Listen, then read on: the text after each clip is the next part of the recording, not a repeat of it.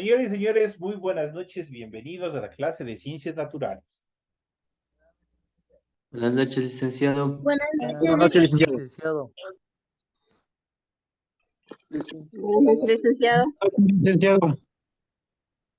¿Cómo están, compañeritos? Muy buenas noches, un gusto poderles saludar a través de este medio tecnológico de comunicación. Un fuerte abrazo, bienvenidos a cada uno de ustedes, qué gusto tener a cada uno de ustedes en esta aula virtual. Iniciamos el desarrollo de las actividades correspondientes al área de Ciencias Naturales. Como es de costumbre, iniciamos presentando en sus pantallas el formato para recursos de aprendizaje de tarea. Estamos en la asignatura de Ciencias Naturales, en la unidad número 4, Historia de la Vida en la Tierra, Evolución de los Seres Vivos. El tema número 2, que corresponde, vamos a ver en esta clase, las pruebas de la evolución humana y el fechado radioactivo, que vamos a ver para qué sirve todo este proceso.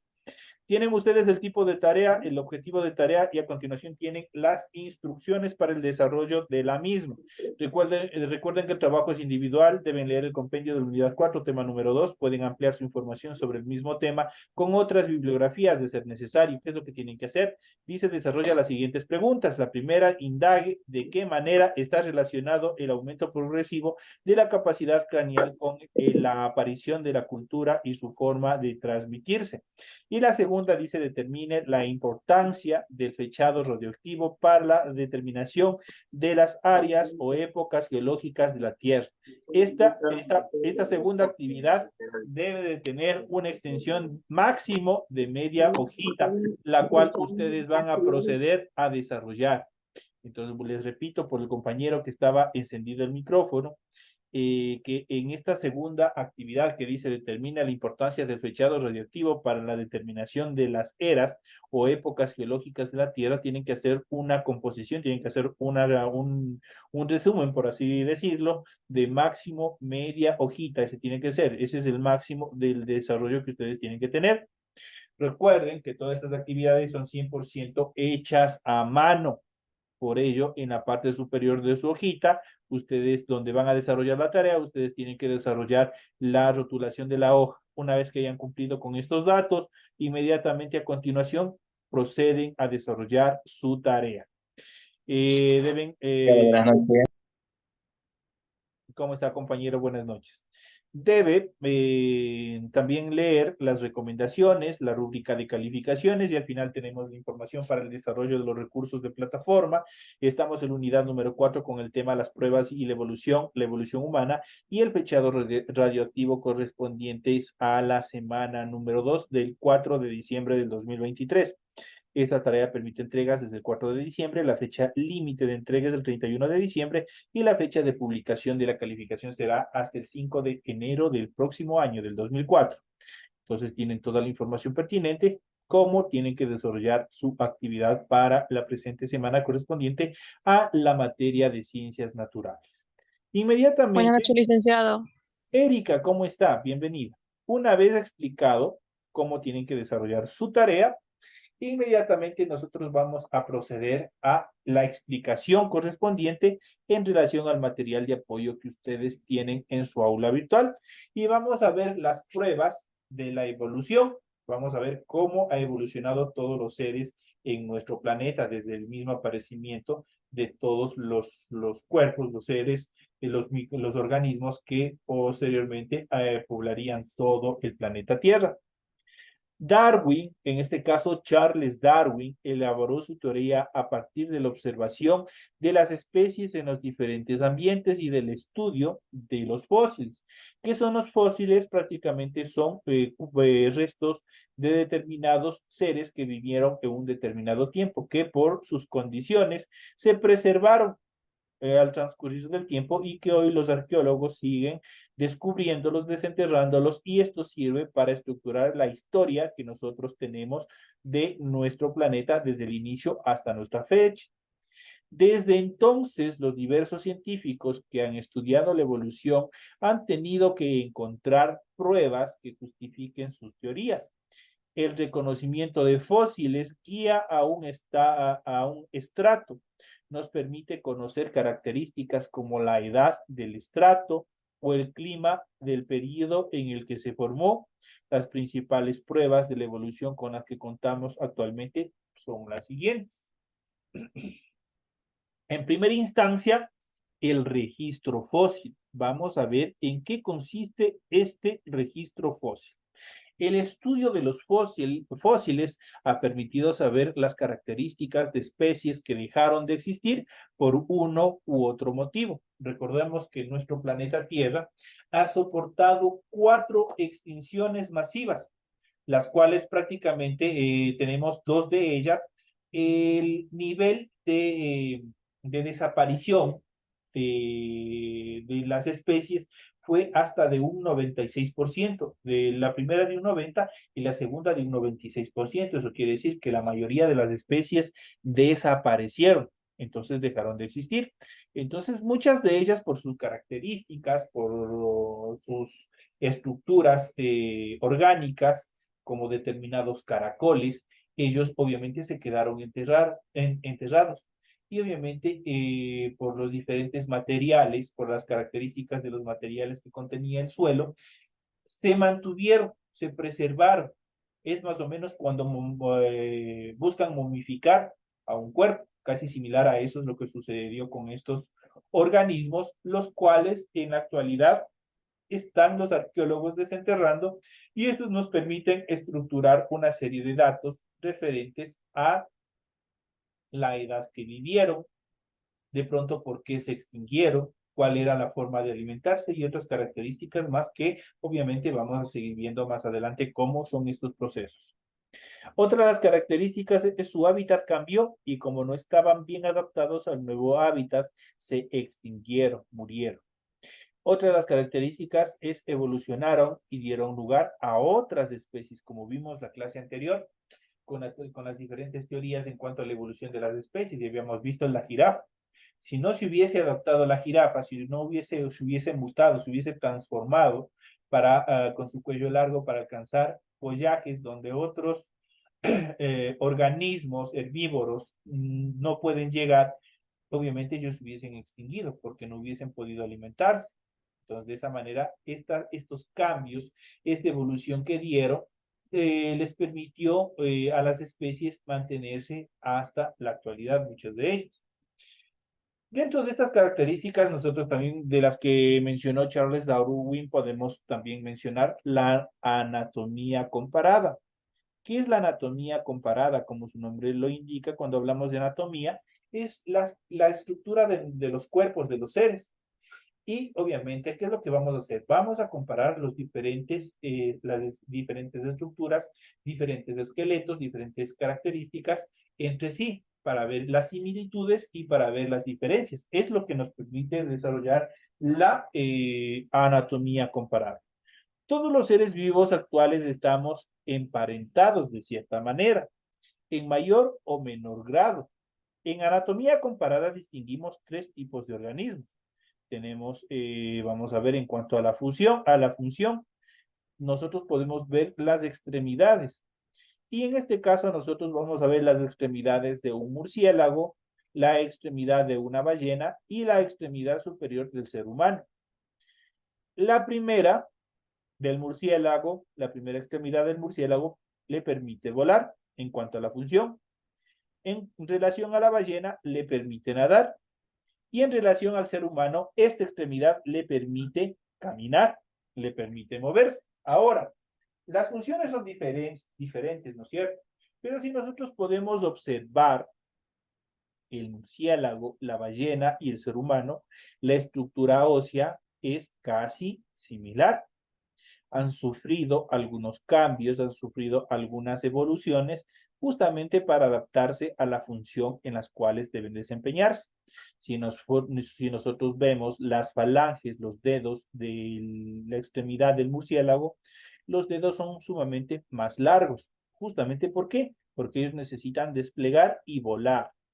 Mientras que la ballena igual tiene las mismas características de sus extremidades, de sus dedos, de sus falanges, pero en este caso esta tiene 2 dedos atrofiados y 2 dedos mucho más largos. ¿Qué es lo que les permite a ellos? Nadar.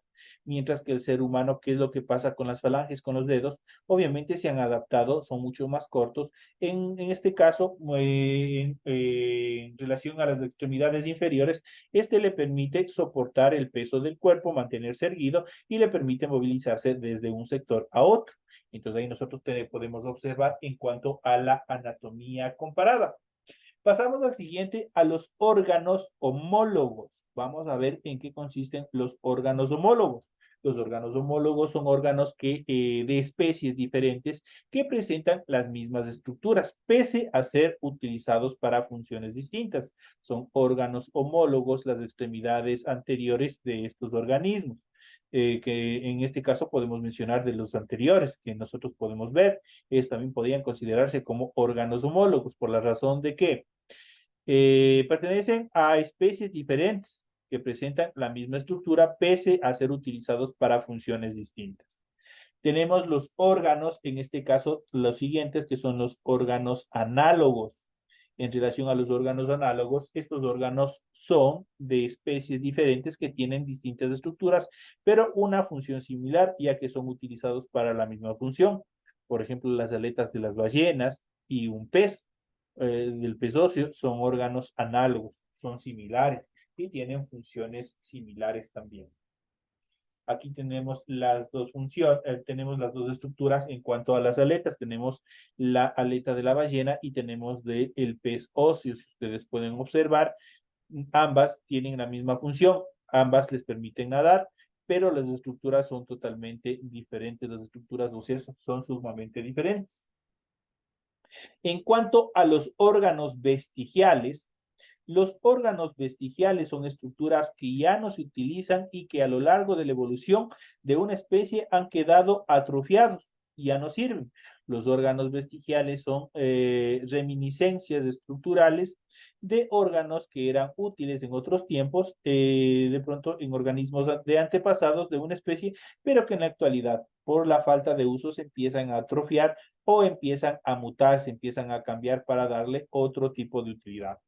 En cuanto a la embriología comparada, igual como hemos visto anteriormente, habíamos hablado de la anatomía comparada, la embriología, cuando hablamos de embriología, hablamos justamente del feto, hablamos ya de la especie una vez que ha sido concebida, de la unión de células. Cuando hablamos de embriología comparada, es la comparación de los diferentes embriones de especies. En los animales con reproducción sexual, desde la fecundación hasta el nacimiento del nuevo individuo, el embrión va sufriendo una serie de cambios. La rama de la biología que se encarga del estudio de estos cambios es la embriología. Y en este caso, cuando hablamos de embriología comparada, es la comparación de estos embriones de diferentes especies. Por ejemplo, aquí vamos a ver hasta qué punto son iguales y en qué punto empiezan a cambiar. Por ejemplo, tenemos el desarrollo del embrión de un pez, tenemos el desarrollo de un embrión de una ave, tenemos el desarrollo del embrión de un chimpancé y tenemos el desarrollo del embrión de un ser humano. Si nosotros vemos en las primeras etapas de la evolución del embrión, tanto del pez, el ave, el chimpancé y el ser humano, tienen características similares en la primera etapa, tienen características únicas. En la siguiente etapa, el pez va cambiando totalmente. Entonces la línea de parentesco con el resto de especies solo queda en la línea inicial. No obstante, el ave, el chimpancé y el ser humano, que van teniendo hasta la segunda etapa una característica similar.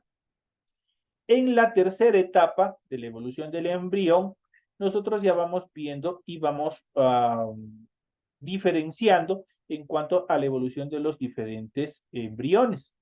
El embrión del pez cambia totalmente y ya tiene su forma estructural. El ave igual ya va tomando su característica fundamental. No obstante, el chimpancé y el ser humano tienen características casi similares. Entonces, de esta manera nosotros vamos viendo la línea de parentesco que tenemos entre estos cuatro seres, obviamente desde el análisis de la embriología comparada. Entonces, obviamente, en la cuarta línea, es donde se van a separar totalmente tanto el chimpancé y el ser humano en cuanto a la evolución del embrión.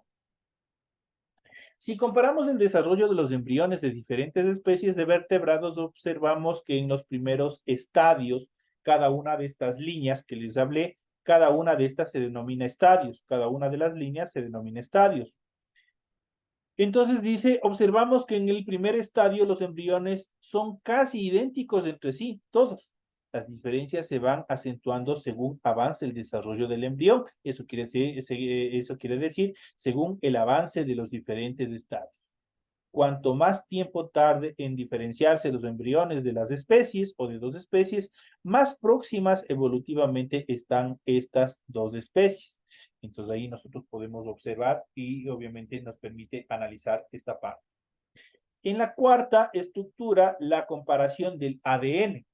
¿Qué es el ADN? Prácticamente es la información genética que posee la célula de cada uno de los seres. La información genética de todos los seres vivos está contenida en el ADN, es el ácido ribonucleico. Todos ellos comparten el mismo código genético y solo se diferencian por el número y el tipo de genes. Estas diferencias son debidas a que las especies van acumulando mutaciones como resultado del proceso evolutivo. Dicho de otra manera, por ejemplo, en nuestra familia, en cada una de las familias, no solamente en mi familia, sino en cada una de las familias de ustedes, hay rasgos que se transmiten hereditariamente a través del ADN del padre a los hijos.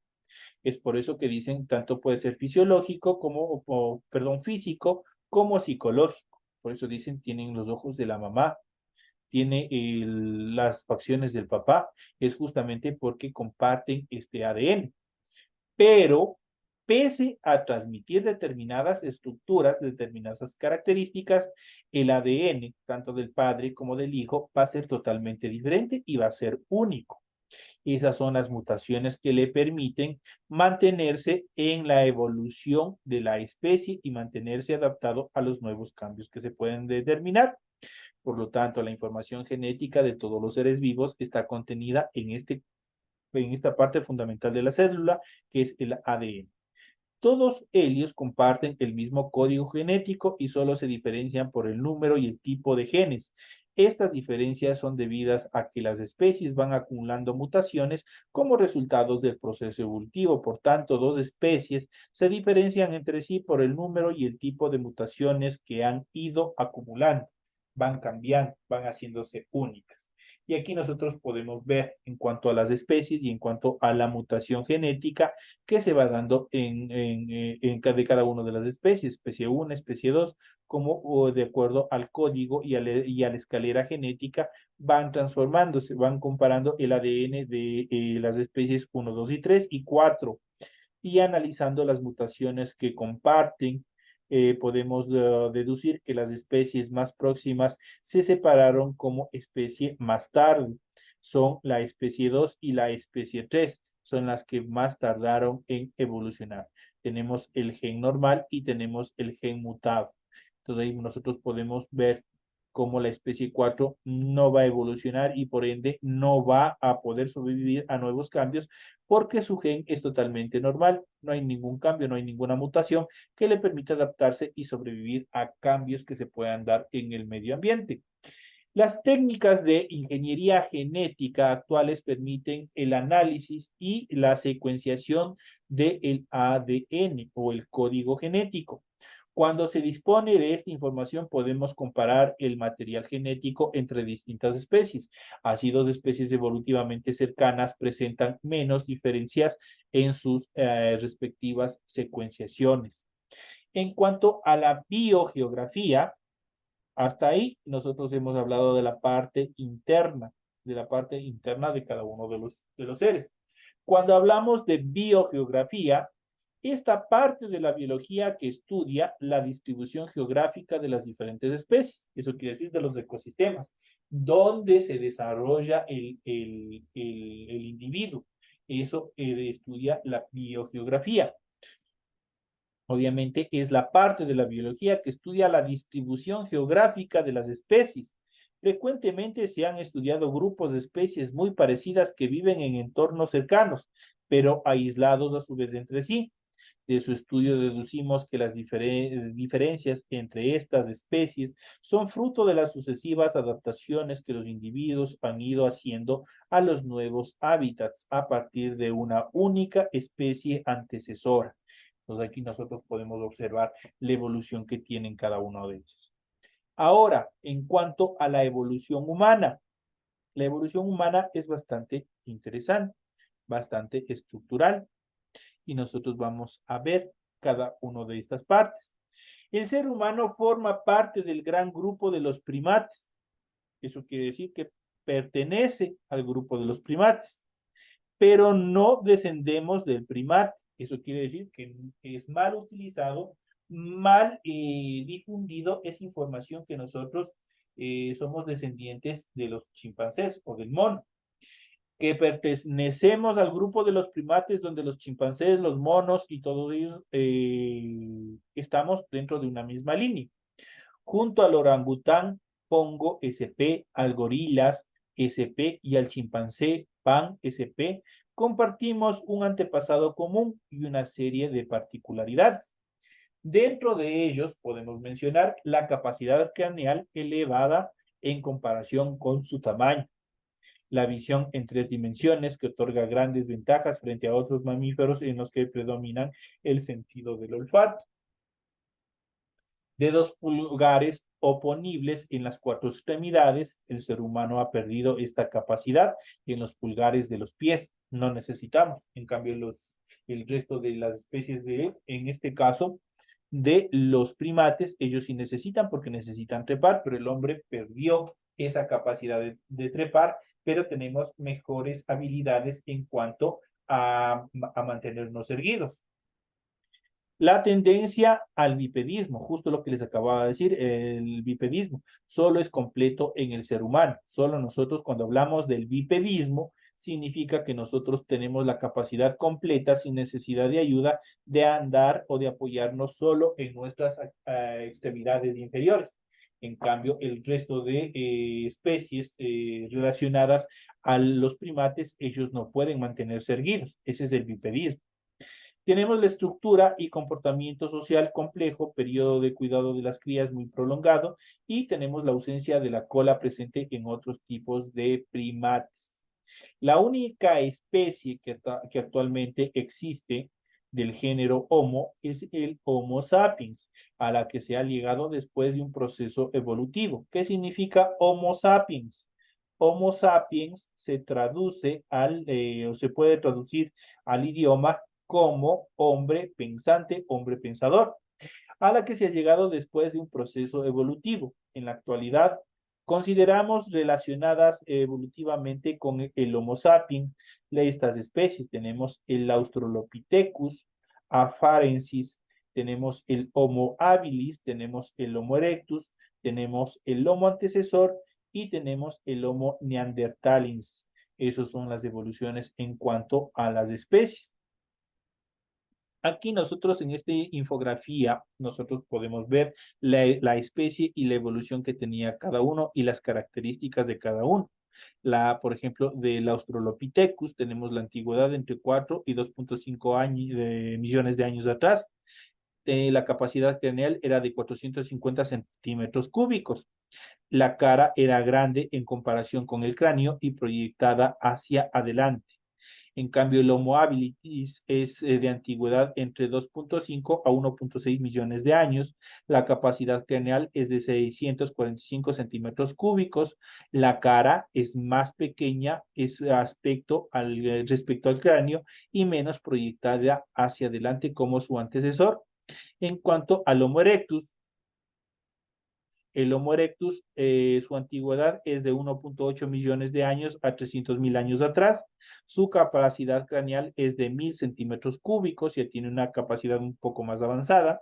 La cara, en relación a su rostro, está proyectada hacia adelante y con prominentes cerca o sobre los ojos.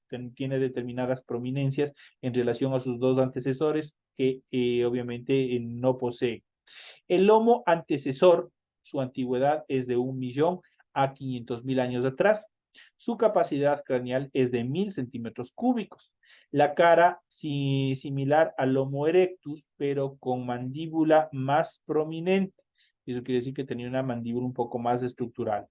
El Homo neanderthalis, la antigüedad es de 250.000 a 300.000 años, su capacidad craneal es de 1.550 centímetros cúbicos, pero la corteza cerebral está menos desarrollada. En relación a la cara, vertical con arcos sobre los ojos y de menor grosor.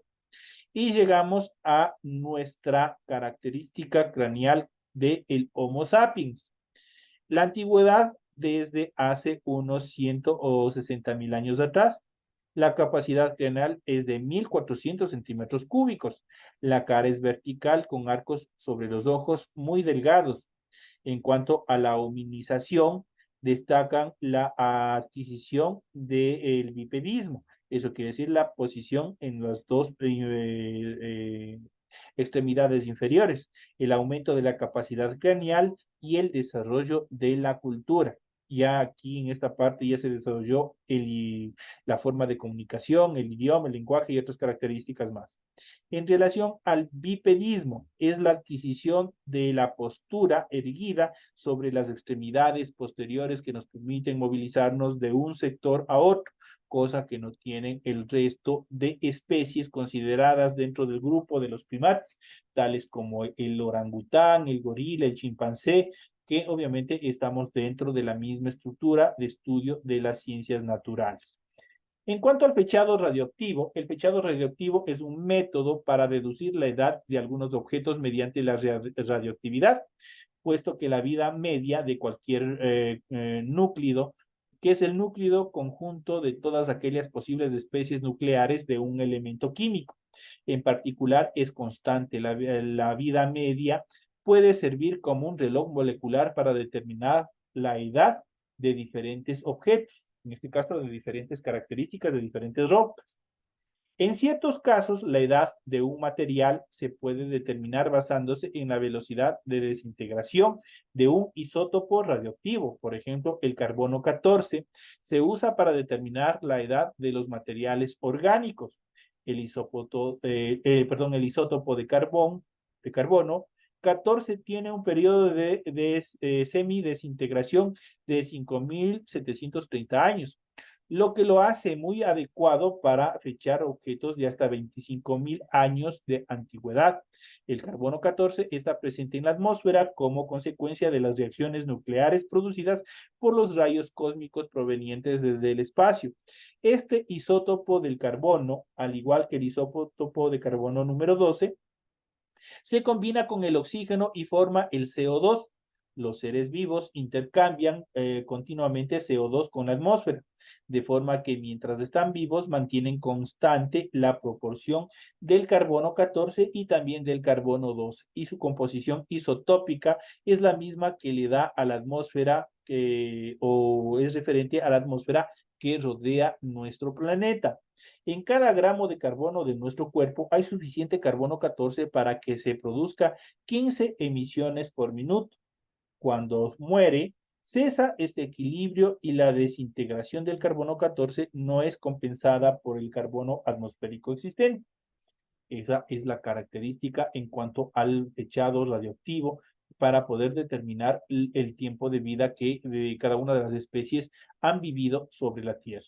La cantidad de carbono 14 va disminuyendo con el tiempo, por lo que basta medir el número de desintegraciones que se producen para determinar la fecha en que murió un determinado organismo. Aquí nosotros en esta infografía nosotros podemos ver todo el ciclo en cuanto a la evolución del fechado radioactivo que nos permite determinar la vida de cada uno de los seres, incluso cuando ya se encuentran en esqueleto, solo su estructura ósea. Esto es la explicación que se les ha podido proporcionar en función de este tema maravilloso que también es parte que nosotros debemos aprender y debemos saber cómo evolucionaron las especies a lo largo de todo el tiempo, incluso la evolución del hombre hasta llegar a lo que somos. el famoso Homo sapiens, hombre pensador, que a veces, muchas de las veces nosotros perdemos los estribos y obviamente nos ponemos al igual de nuestros antecesores que no han evolucionado. Señoras y señores, de esta manera llegamos ya a la parte final de la presente clase. Les deseo suerte en el desarrollo de las actividades que ustedes tienen programadas para la presente actividad en relación a ciencias naturales. Me despido de todos ustedes, no sin antes desearles que tengan una feliz noche y que prácticamente nos estaremos viendo hasta la siguiente clase. Que tengan un feliz fin de semana, un fuerte abrazo, cuídense mucho y nos veremos la próxima clase. Gracias, licenciado. De igual manera, buen fin de semana. Gracias, licenciado.